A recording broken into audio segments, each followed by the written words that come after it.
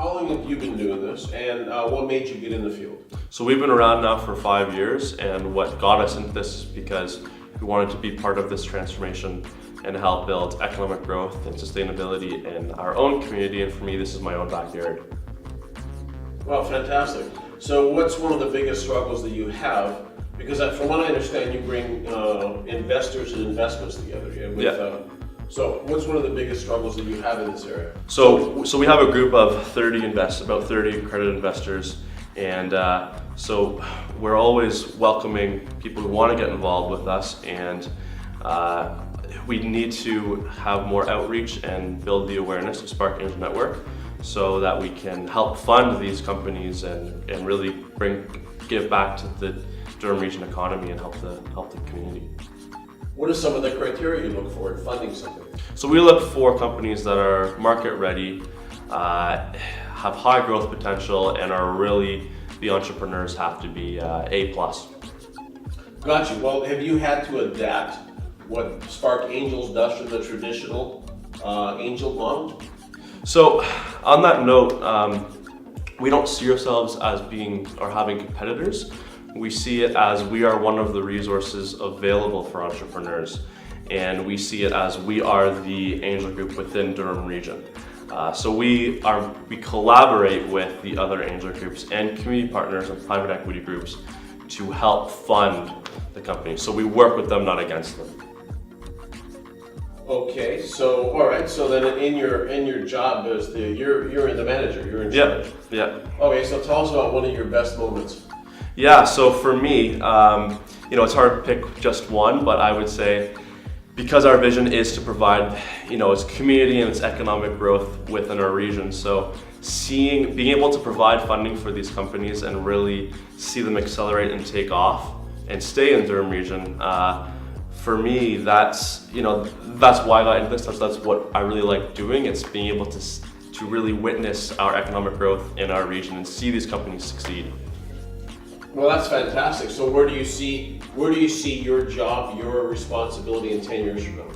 So more specifically, more sort of shorter term, we have a 20-20-20 vision, which is basically 20 companies with 20 jobs by the year 2020 that we've helped get them to that level.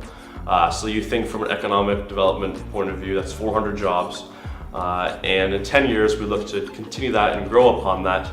So continuing to work with community partners like Spark Center and others so that we can get up to 100 companies. So you think that's 2,000 jobs, and just going back to what our vision is to help to sustain the growth. I think that's what's really important and what our real aims and objectives are.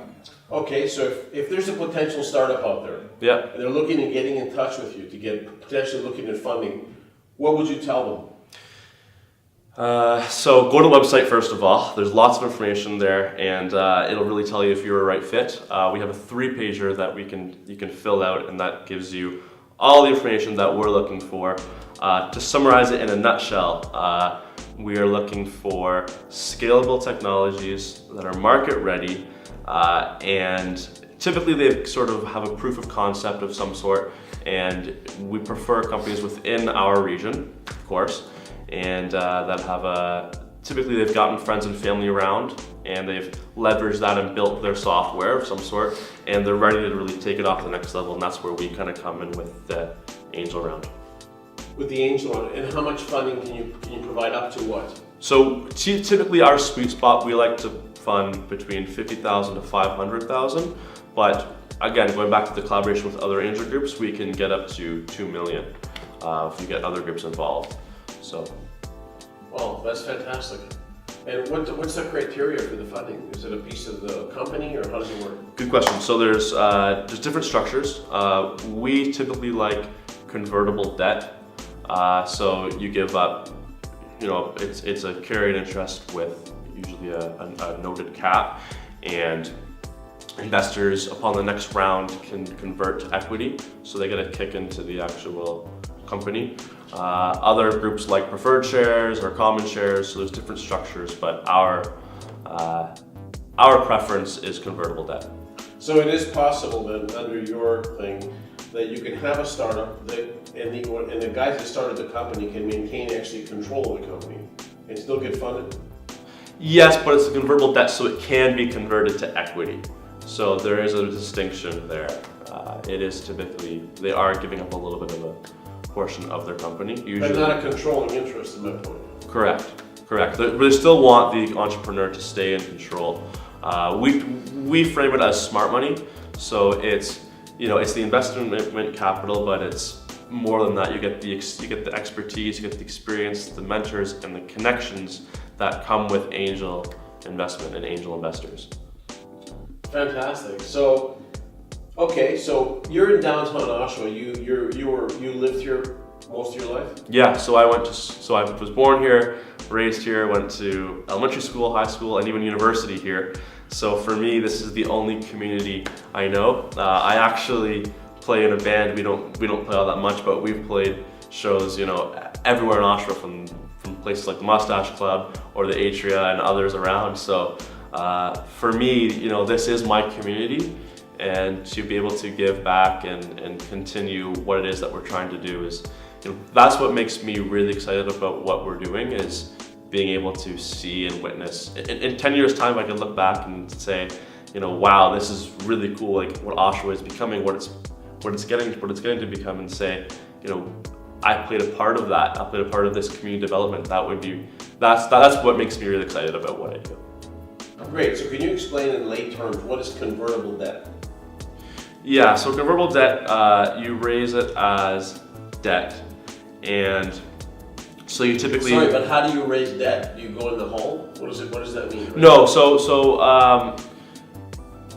So what it is, say I can give you an example. Say the company is looking for $100,000, and we invest the full 100,000 round. You are getting a carried interest, so typically it's prime plus 5%. That is to be paid annually. It's usually not paid annually because it's a carried interest. And then there's usually a term on it, so whether it's 2 years or 3 years. And then typically what will happen is when there's another raise. It's like giving them a loan. It's a loan where until you're not actually paying in the interest until a certain point, and then those people that are giving you the loan basically have the right to convert that loan to equity. Correct. In which case you don't own the debt anymore, but you give away a piece of the equity. Correct. Gotcha. Because I'm asking, it's a big question, because if you read on the internet, for example, about angels, we find these horrific stories that they'll take 70% of your company. Yeah, so we have no interest, and our investors have no interest in taking over the company. Investors want to get involved because they want to be the person that they needed 25 years ago. So for them, they don't want to take over the company. They want to help the entrepreneur succeed. So, and while still getting a little bit of a return, because it's their time, it's their money. So, but they want to help. They want to help the entrepreneur succeed. Fantastic.